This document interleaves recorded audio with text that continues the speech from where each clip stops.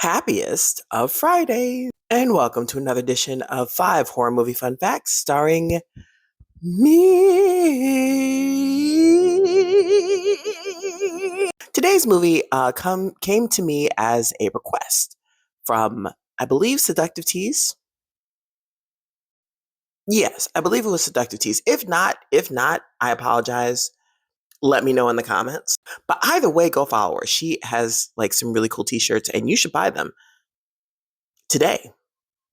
Seriously. But yeah, today's movie, let's just get into it because it's one of my favorite classic horror films of all time. Today's movie, The Night of the Hunter, 1955. Fun fact number one. So, okay, if you were in Sweden when this movie came out, you would know this movie by its Swedish name, Tradoshka, or Tradaken, Trashdaken.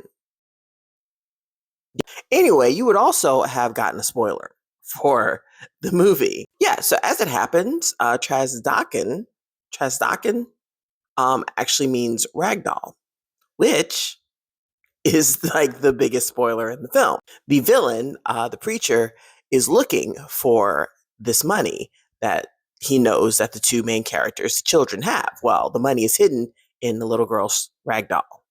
So, spoiler alert. Fun fact number two. Billy Chapin, who plays John in this film, is like the eighth build, which is crazy and kind of not crazy because, okay, so he's the main character of this story, okay? But also, this movie stars a bunch of heavy hitters in Hollywood in order: Robert Mitchum, Shelley Winters, Lillian Gish, James Gleason, Evelyn Varden, Peter Graves, Bideau, Don Bideau, Gloria Castillo, and Billy Chapin. Actually, I think Gloria Castillo might have been below Billy because I think this was her film debut. But yeah, he's way down the list either way. Fun fact number three. The Pretty Fly song sang by Little Pearl here, played by Sally Jean Bruce. She actually did that live and a cappella.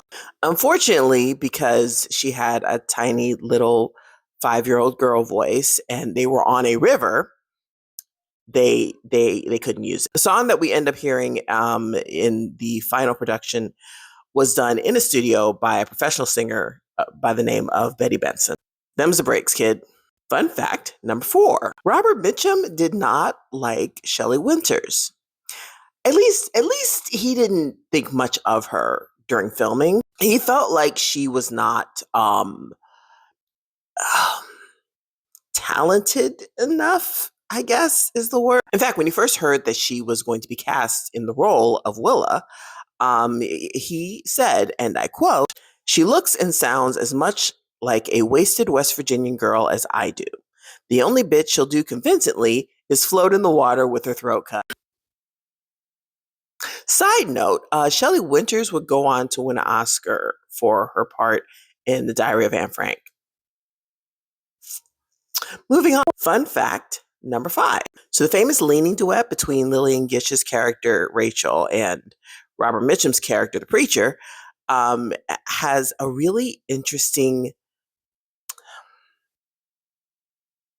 special effect, I guess. Well, it has several special effects, as you can see. Honestly, this scene alone, I could do a 40-minute presentation on because it's like my second or third favorite scene in this movie. Anyway, during this scene, there is an owl.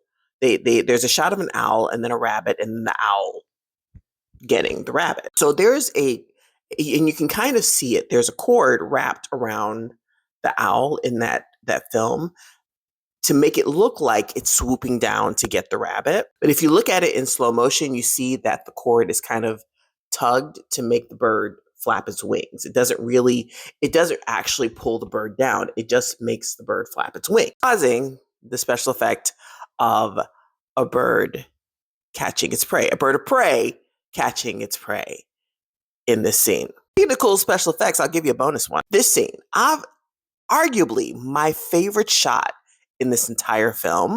This is the scene where Shelley Winters' character is her body is dumped after the preacher has killed her. And it looks really convincing. It's a dummy, guy. Like even today, that straight up looks like it's Shelley Winters underwater. It's not. It's a dummy. Shelley Winters is not underwater holding her breath, which is funny because it's not within it's not outside of the realm of imagination that they would have done that to an actress in 1955.